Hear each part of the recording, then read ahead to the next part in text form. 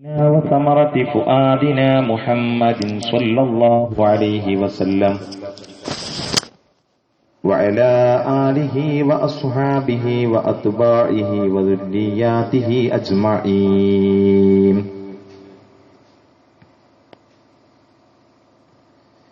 أعوذ بالله من الشيطان الرجيم. بسم الله الرحمن الرحيم.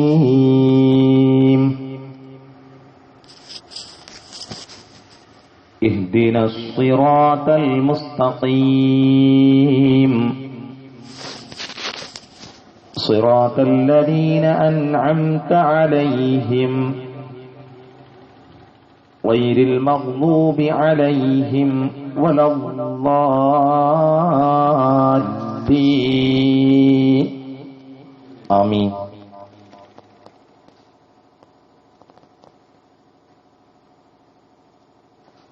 സർവാദരണീയനായ ഈ മഹത്തായ സംരംഭത്തിന്റെ അധ്യക്ഷ പദവി അലങ്കരിക്കുന്ന ബഹുമാന വ്യക്തിത്വം മൊയ്തീൻകുട്ടി ഉസ്താദ് അവറുകളെ, ഈ മഹത്തായ ചടങ്ങിന്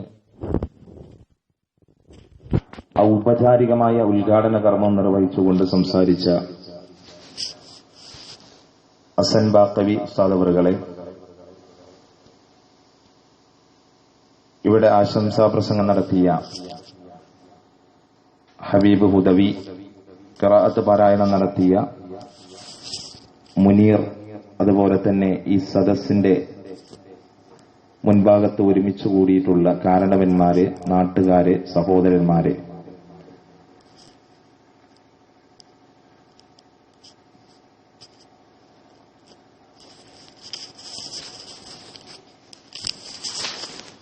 നെട്ടിച്ചാടി SKSSF ശാഖ കമ്മിറ്റി സംഘടിപ്പിച്ച ഷേഖുന കോട്ടുമല ബാപ്പു മുസ്ലിയാർ അനുസ്മരണവും ദുആ സംഗമത്തിന്റെയും വേദിയിലാണ് നമ്മൾ ഇവിടെ സന്നിഹിതരായിട്ടുള്ളത്. സർവശക്തനായ അല്ലാഹു നമ്മുടെ ഈ ഒത്തുകൂടലും ഇവിടെ പറയുന്നതും കേൾക്കുന്നതുമെല്ലാം അവൻ പൊരുത്തപ്പെട്ട ഒരു അമലായി നമ്മിൽ നിന്ന് സ്വീകരിക്കട്ടെ എന്ന് ആത്മാർത്ഥമായി ആമുഖമായി പ്രാർത്ഥിക്കുകയാണ്. അതിലുപരി ഇത് സംഘടിപ്പിച്ച നെട്ടിച്ചാടി ശാഖ SKSSF കമ്മിറ്റിയെ ഞാൻ മുക്തകണ്ഠം പ്രശംസിക്കുക കൂടി ചെയ്യാം. പരിശുദ്ധമായ റബീഉൽ ആഖിർ മാസത്തിലാണല്ലോ നമ്മൾ നിലകൊള്ളുന്നത്.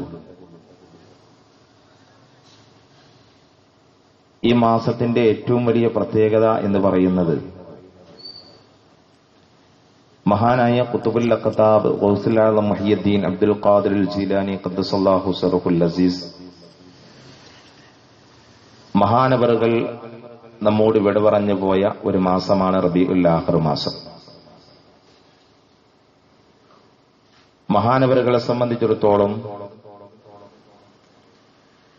ലോകത്തുള്ള മുഴുവൻ ഔലിയാക്കളുടെയും നായകനായിട്ടാണ് ചരിത്രം പരിചയപ്പെടുത്തുന്നത്.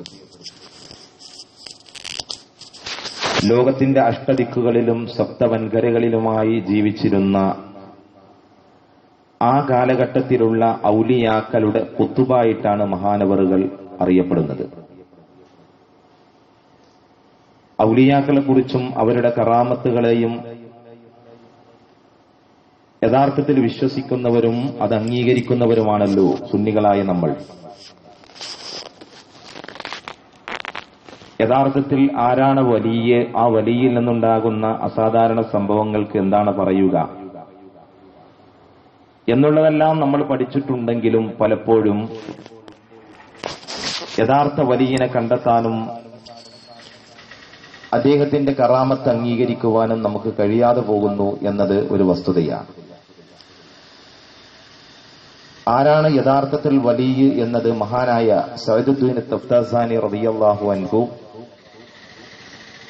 അവിടുത്തെ ശറഹിൽ അഖായിദയിൽ വളരെ വ്യക്തമായി സ്പഷ്ടമായി വിശദീകരിക്കുന്നുണ്ട്.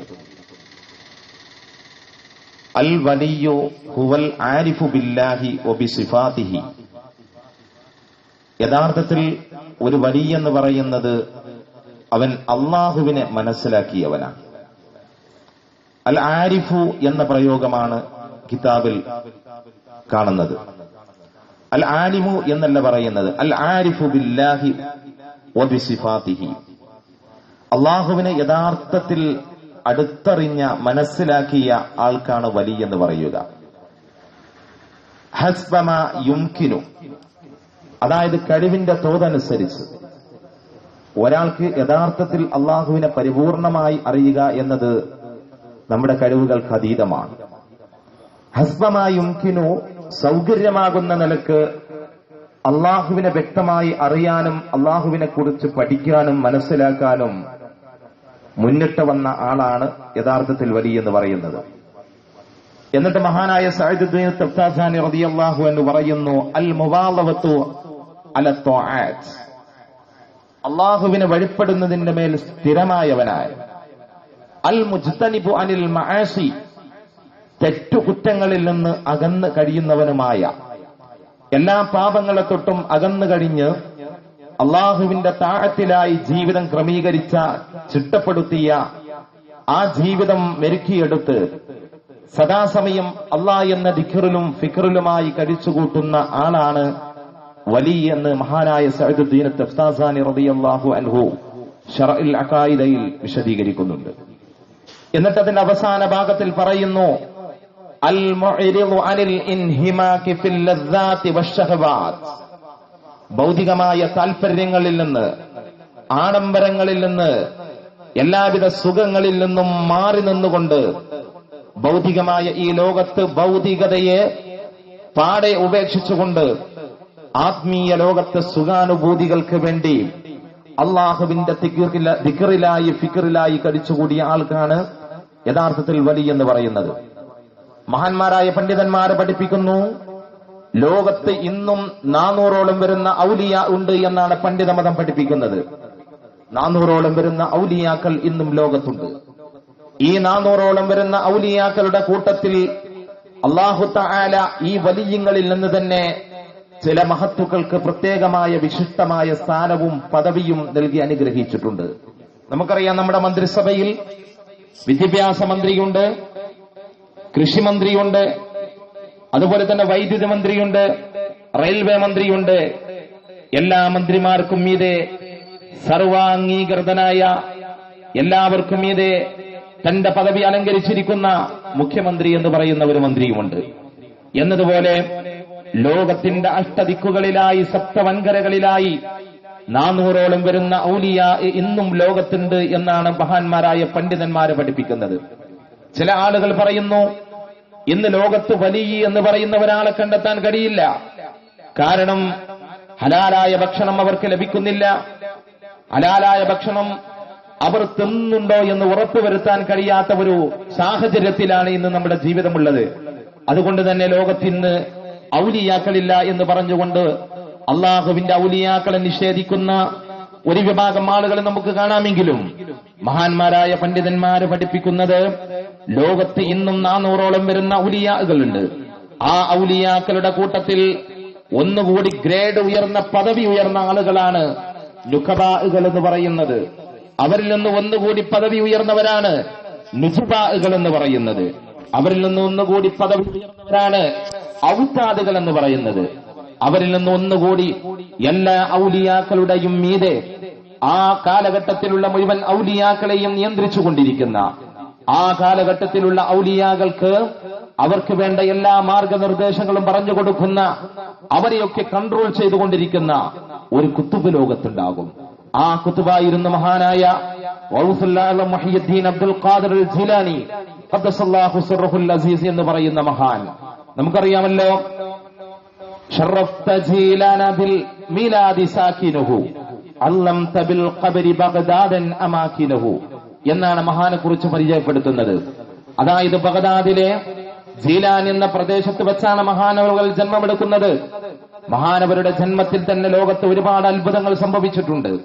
പരിശുദ്ധമായ റസൂലുള്ളാഹി സ്വല്ലല്ലാഹു അലൈഹി വസല്ലമ തങ്ങളുടെ ഹദീസിന്റെ ഗ്രന്ഥങ്ങൾ പരതുമ്പോൾ അതിൽ വളരെ വസ്തുനിഷ്ഠമായി നമുക്ക് മനസ്സിലാക്കാൻ കഴിയുന്ന ഒരു ഹദീസ് ഞാൻ നിങ്ങളുടെ മുമ്പിൽ ആദ്യമായി പങ്കുവെക്കാൻ ആഗ്രഹിക്കുകയാണ്. യഥാർത്ഥത്തിൽ ഔലിയാക്കളെ നിഷേധിക്കുന്ന ആളുകൾ ഹബീബായ റസൂലുള്ളാഹി സ്വല്ലല്ലാഹു അലൈഹി വസല്ലമ തങ്ങളുടെ ഹദീസ് അത് ഡീപ്പായി പഠിക്കാൻ കടന്നു വരേണ്ടതുണ്ട്. പരിശുദ്ധ ഖുർആനിൽ അല്ലാഹു എന്താണ് പറയുന്നതോ, ഔലിയാക്കളെ കുറിച്ച് എന്താണ് പരാമർശിക്കുന്നത്, അതിനെക്കുറിച്ച് ഗഹനമായ ആഴത്തിലുള്ള ഒരു പഠനത്തിന് മുന്നോട്ട് വരേണ്ടതുണ്ട്. അല്ലാഹുവിന്റെ റസൂൽ സ്വല്ലല്ലാഹു അലൈഹി വസല്ലമ തങ്ങൾ അല്ലാഹു തആല പറയുന്നതായിട്ട് ഒരു ഖുദ്സിയായ ഹദീസ് മാനവ സമൂഹത്തെ പഠിപ്പിക്കുന്നുണ്ട്. മൻ ആദാലി വലിയ ഫഖദ് ആദൻതുഹു ബിൽ ഹറബ്. എന്റെ വലിയനോട് ആരെങ്കിലും ശത്രുത വെച്ചാൽ അവനോട് ഞാൻ യുദ്ധം പ്രഖ്യാപിച്ചിരിക്കുന്നു എന്ന് മഹാനരായ അഷ്റഫുൽ ഖൽഖ് സല്ലല്ലാഹു അലൈഹി വസല്ലം തങ്ങൾ പറയുന്നു. അല്ലാഹു സുബ്ഹാനഹു വ തആല പറയുന്നതായിട്ട് ആരെങ്കിലും എന്റെ വലിയനോട് ശത്രുത വെച്ചു കഴിഞ്ഞാൽ ഞാൻ അവനോട് യുദ്ധം പ്രഖ്യാപിച്ചിരിക്കുന്നു എന്ന് അല്ലാഹു സുബ്ഹാനഹു വ തആല പറയുന്നതായിട്ട് അഷ്റഫുൽ ഖൽഖ് ത്വഹ റസൂലുള്ളാഹി സ്വല്ലല്ലാഹു അലൈഹി വസല്ലം തങ്ങൾ പഠിപ്പിക്കുന്നുണ്ട്. എന്നിട്ട് ആ ഹദീസിൽ പറയുന്നു, വമാ തഖറബ ഇലയ്യ അബ്ദി ബിശൈഇൻ അഹബ്ബ ഇലയ്യ മിമ്മ ഫ്തറൽതുഹു അലൈഹി. നമുക്കറിയാമല്ലോ, ഇന്ന് വ്യാജ ഔലിയാക്കൾ, വ്യാജ സിദ്ധന്മാർ, കപട നാടകം നടത്തുന്ന എത്രയോ സിദ്ധന്മാരെയും ഔലിയാക്കളെയും നമുക്ക് കാണാൻ കഴിയും. യഥാർത്ഥത്തിൽ ഫർള് നിസ്കരിക്കാത്ത ഒരു മനുഷ്യൻ വലിയാകുമോ? അള്ളാഹുവിന്റെ റസൂലിന്റെ തിരുസുന്നത്തെടുക്കാത്ത ഒരുത്തൻ അള്ളാഹുവിന്റെ ഔലിയാക്കളുടെ മർത്തബയിലെത്തുമോ? അവൻ വിലായത്ത് ലഭിക്കുമോ എന്നുള്ളതൊക്കെ മഹാന്മാരായ പണ്ഡിതന്മാർ വളരെ ആഴത്തിലുള്ള ചർച്ച നടത്തിയ വിഷയമാണ്. പരിശുദ്ധ ഈ ഹദീസിൽ എന്താണ് പറയുന്നത്? വമാ തഖറബ ഇലയ്യ അബ്ദി ബിശൈഇൻ മിമ്മ ഫ്തറൽതുഹു അലൈഹി.